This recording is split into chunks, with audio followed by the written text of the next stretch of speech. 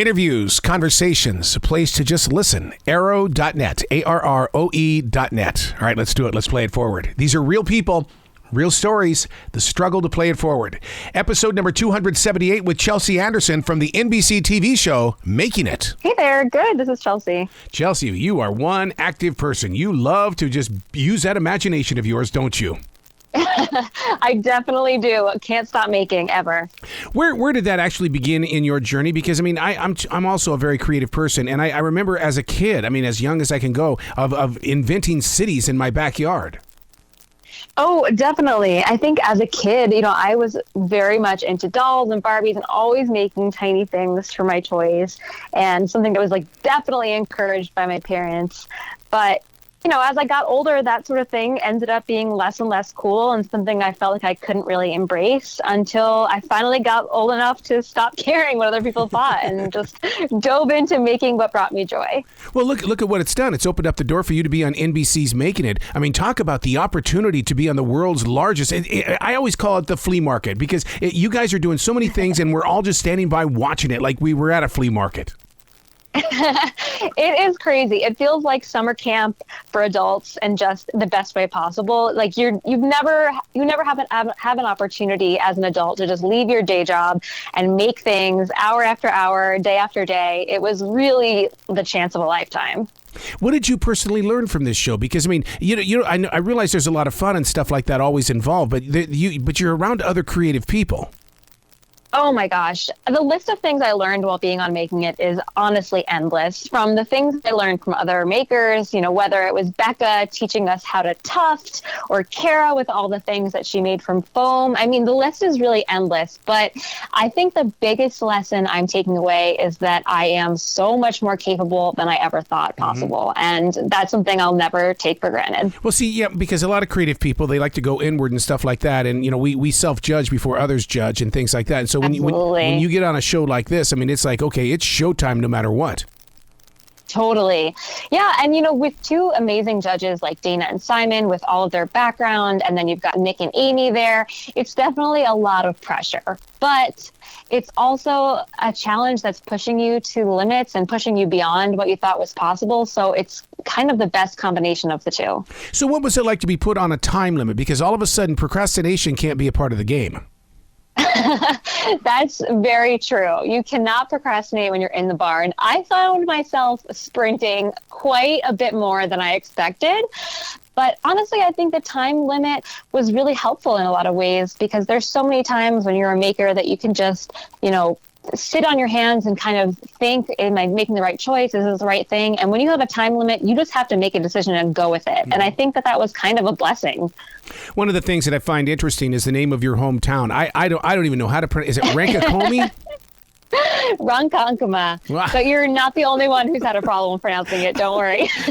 I mean, we have a Rutherfordton down here in the South, and it's but try saying Rutherfordton, and it's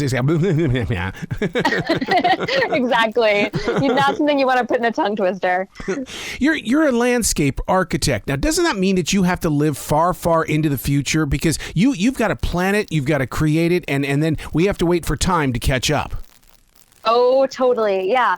Well, actually, I mean, only a couple of weeks ago did I leave my day job as a landscape architect to pursue creative, endeavors full time. But one of the things that I really struggled with as a landscape architect was having to wait for projects, all of the budgeting and contracts and everything to catch up. Whereas making, you can have an idea and you just get to it right away, which is something that I really am so thankful for. Now, the things that you're making, are those the doll houses with your husband? Yeah, that's part of it. I mean, I can't say that he's super involved in the dollhouse making. That kind of came from me, so I'm going to take the credit on that one. but I mean, yeah, it's that, and it's also that I make designs for a laser cutter company and making miniatures for branded ads and campaigns. And I think just the combination of things is something I never thought would have been possible when I was a kid. It's not something I ever thought was a straightforward career path. So to be exploring it now is really a dream come true. Don't you think that we've entered this age, though, where it's okay and it's cool to be an artist and we're not such nerdy people after all? I think so. I hope so. And I hope that more people going forward are just, willing to take the risk. It's definitely something that I never thought I really would do. But now that I'm in it, I'm just embracing it every single day. Taking that risk. That's why I like the show Making It, because I see you guys doing it, and it challenges me to want to go do as close as possible, because I'm not that good at many things that you guys do.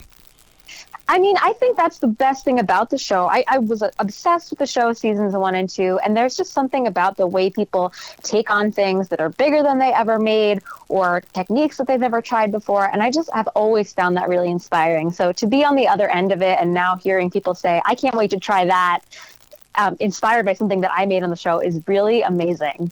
I don't do anything without my dog, and your cat is very important to you. So did your cat appear on the set at any time? Oh, sadly, no. I really tried to sneak her in, but I can't say it happened. Although my hamster, Martin, did make a cameo, so I can appreciate that. See, there's just a connection with animals and art. I swear that it's universally speaking. It's got to be. There's something very soothing about both art and our pets, and I think the combination of the both is what makes us so creative. Does your cat get real, when you're creating and stuff like that, is your cat hanging around with you like Jazzy is with me? Because I'll be here in the studio, and she has a way of just making the day just so much incredible.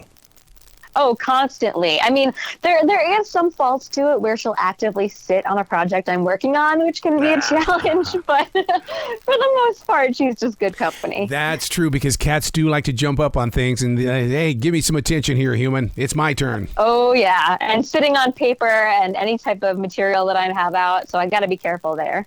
So now, I read in the bio, there's no power tool that you're afraid of. I'm a 59-year-old guy, and I'm horrified of every power tool. Well, I can't say that I'm not afraid of them. I'm definitely afraid of them. I think the difference is that I'm willing to face them. Yeah. So you'd break out a skill saw then? Those things, they're creepy looking. Well, I can't say I've ever tried, but I think if it was in my tool shop, I'd have to give it a shot eventually. Yeah. So when you're designing these houses, how do people find out about them in the doll houses and things like that? Because, I mean, it's such a thing that, I mean, even grown adult women and men will look at a beautiful dollhouse and dream like a child. Totally. And I think that's one of the major appealing parts about it is I've always considered it a 3D vision board. Mm-hmm. So being able to create a space you might not be able to afford in your home, or change things up in a way that you might not be able to do if you're renting. And that was the real appeal for me. So now that's something that I want to put out there for other people so that they can buy kits and, make up their own idea of what their world should look like, and just have a very idealized way of how things should be and could be. Do you ever get into a situation where somebody wants you to build a dollhouse of their home? I don't think that's ever come up yet, but yes. I have made a custom replica of a coffee shop for a coffee brand, and that was awesome. It's just such a fun project to work on. See, that goes all the way back to the beginning when I said I was building cities in my backyard, man. I mean, you could build me a city too. It's addicting. It really is. So where can people go to find out more about you?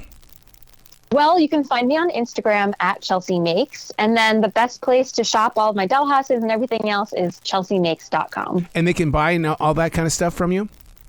Definitely, yeah. Wow, that is so awesome. Well, congratulations on being on Making It and inspiring people to be creative, because as we come out of this COVID-19 lockdown, people think, oh, I'm going to run. You just had all that time to be creative. You got to continue to be creative. Definitely. Never stop. You bet. Thank you so much for your time today. Definitely. Thank you so much for chatting with me. You bet. You be brilliant, okay?